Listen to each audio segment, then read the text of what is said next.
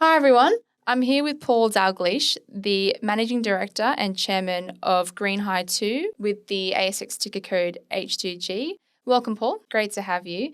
Let's just go through a quick overview of GreenHy2 and the company. Would you mind giving us a bit of background on GreenHy2? Yeah, so GreenHy2 was formerly in Tempo. We were around for about 10 years on the ASX as a listed company. In the past, we've predominantly done renewable energy, but in recent years, we've focused more heavily on renewable energy to the point where we're only at renewable energy. We rebranded our name to GreenHy2 to reflect our hydrogen focus, and we've now got a very specific hydrogen technology that we use as a hydrogen battery. It's solid-state hydrogen storage. And now the company is generally focused wholly on hydrogen and renewable energy. So GreenHy2 is our new brand. Great, thanks Paul.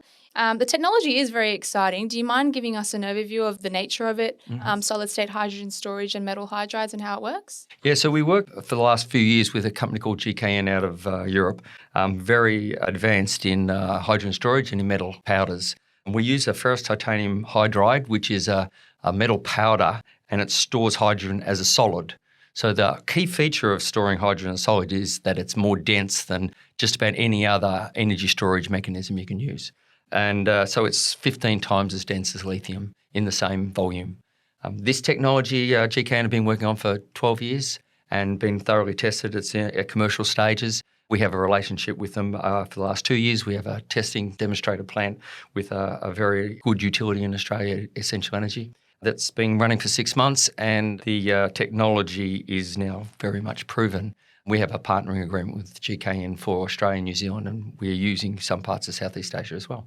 Great. That all sounds really exciting. And I think something about the renewable energy space is that majority of the market has been focusing on renewable energy generation and transmission, but this end of the market has been relatively unrecognised up until this point. So the problem that you solve with this technology is revolutionary, but there is a little bit of an education process that needs to happen. Would you agree? Yeah, I think that the technology is still considered new, though it's been around for many, many years. In Australia, that is. In Europe, it's quite well understood and quite common. Yeah, the storage of energy is the biggest gap that we have in the market, of course. So we can generate solar and we can generate wind, but the sun doesn't always shine, the wind doesn't always blow, so you have to store energy for nighttime use, and for that you need batteries. Clearly, lithium's not going to be the long-term solution, and hydrogen is a much better alternative. But storing hydrogen can be problematic if it's at very high pressures in gas form. Here we store it at low pressure, ambient temperature, in a very safe solid form.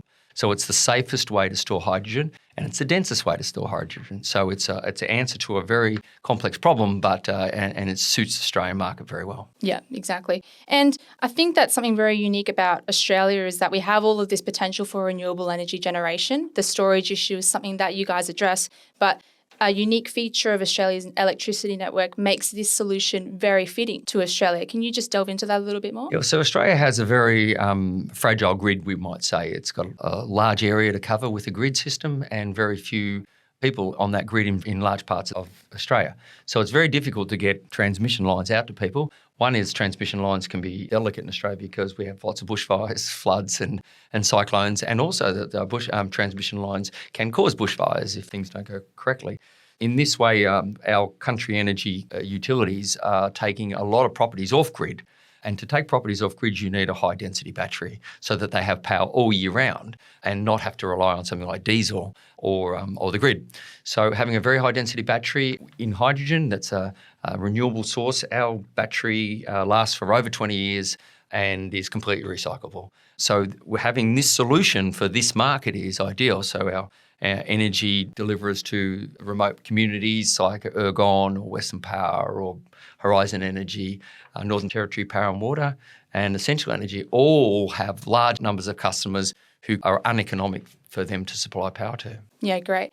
And I think that's something that everyone would like to learn more about is where exactly you guys are at with speaking to these potential customers and the trials that you have going on. Yeah, we have a demonstrator unit in with Essential Energy. It's been running for over 6 months and working well. And this is a classic case of taking a property off-grid and running it without any diesel backup, using solid-state hydrogen batteries, solar, We use fuel cells and electrolyzers in the technology to create electricity when the sun shines, and we store it, and then we provide it all year round. Yeah, great. And something that we'd like to emphasize is that you guys are focusing on standalone power supplies as an initial application for this technology. But of course, there's much more to it than just that. Do you want to talk about what the potential opportunities are outside of SAPS? Yeah, there's large numbers of potential opportunities. SAPS is just probably the prime focus at the moment because it's the best market for us at this point in time. It's a low-hanging fruit, if you like.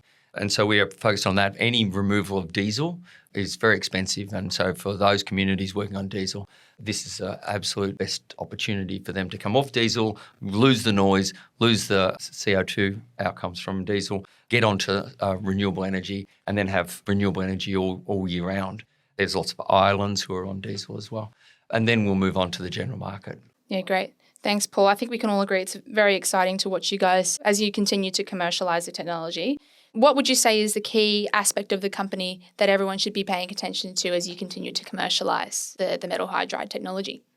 We're the only company that has a solid-state hydrogen battery, which therefore leads to the fact that we're the only company who can probably take properties off-grid without diesel support. And so that solution for all those users, for instance, at Essential, 1% of their customers cost 17% of the grid costs.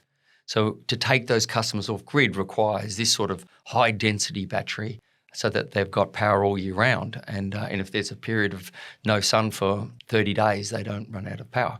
So we're the only company in Australia doing this. We're the only company in Australia who's capable of delivering that solution to these customers, and there's large amounts of customers.